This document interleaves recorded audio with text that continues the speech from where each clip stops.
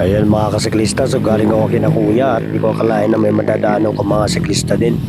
Pero dito, itong isang to, binati ko naman, ako ay nagmamadali lang kasi nga ay may alaga kong pusa na may sakit. Kaya binati ko na din. Morning. Pagkabati ko, syempre lumampas ako kasi nga sabi ko nagmamadali ako dahil nga dun sa alaga kong pusa na may sakit. At di ko akalain na yun pala, sinusundan na ako, siguro nga ay sabi nga nila pag nilalampasan mo yung ibang siklista biglang kumakakarera. Meron palang mga taong ganun na ayaw talaga malampasan. So wala akong magawa kasi nagmamadali ako kasi kahit nga ako may sakit. Yung alaga kong pusang may sakit kaya talaga ako yung nagmamadali. So tingnan na lang natin kung ano mga ibang kaganapan sa aking pagbibisikleta pa uwi. Morning. Dito sa part pala na to ay banayad na lusong, so medyo nakapagpatakbo ng mabilis. Siguro nasa 35 hanggang 40 ganyan yung patakbo ko.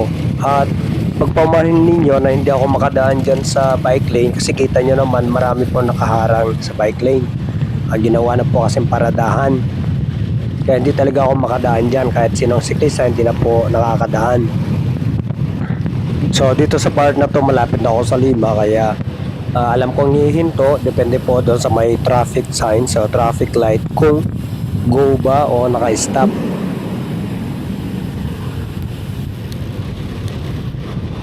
At syempre kapag naka-stop, kailangan din po nating huminto.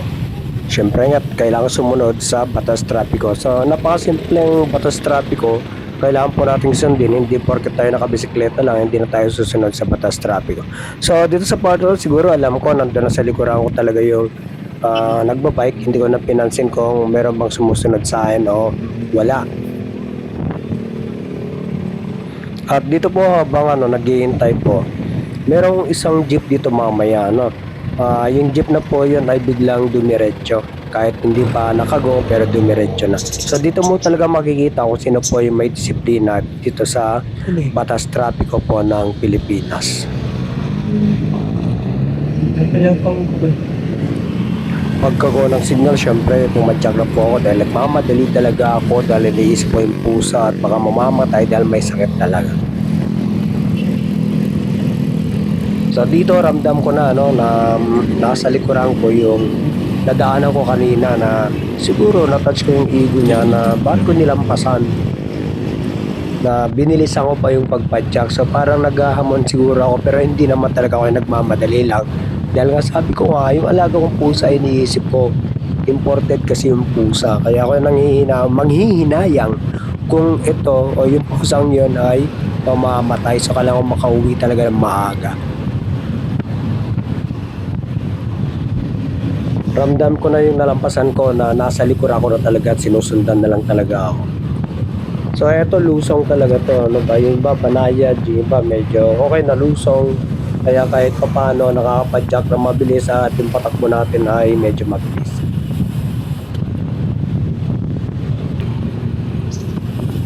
So dito na sa may Malvar, marami din ako nadaanan na nakabike. So syempre binabati po natin lahat yan. Pero yung mga ibang nadadaanan ko, syempre hindi na yung kumakarera kasi may sila, pacing din sila, tsaka alam nila yung oras sila. Ako kasi talaga nagmamadali lang, kaya pasensya na doon sa nilampasan ko. Hindi ko intensyon na makipagkarera sa iyo, na bigla po akong kinarera doon, lalo pag nung malapit na ako doon sa dulo ng Malvar. Siguro lumipas yung mga 15 minuto, mga 10 to 15 minutes siguro bago ako nilampasan nung humahabol sa akin. Pero hindi ko naman intensyon na makipagkarera sa kanya. O ayan na siya, ayun kumarera. So pagdating doon sa may dulo, bigla siyang huminto, lumiko at bumalik na naman. Yun yung nadaanan ko kanina. Kumarera. Kasi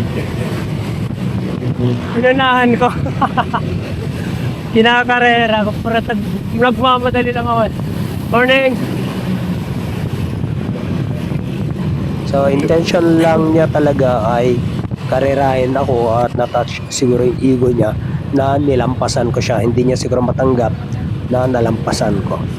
Palibasa kasi bata pa siya, ako ay matanda na. Siguro nakita niya matanda na ako kaya yan. Ayaw maunahan.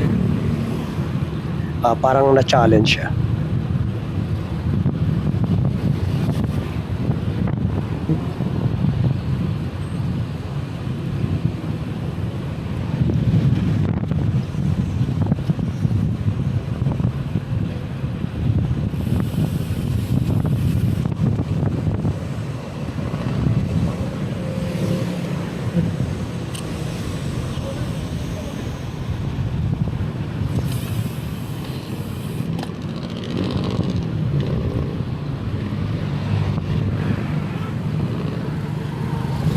So sa part na to ay lumiko na siya doon at bumalik na doon sa kanya. Hindi ko alam kung taga saan siya, so bumalik siya.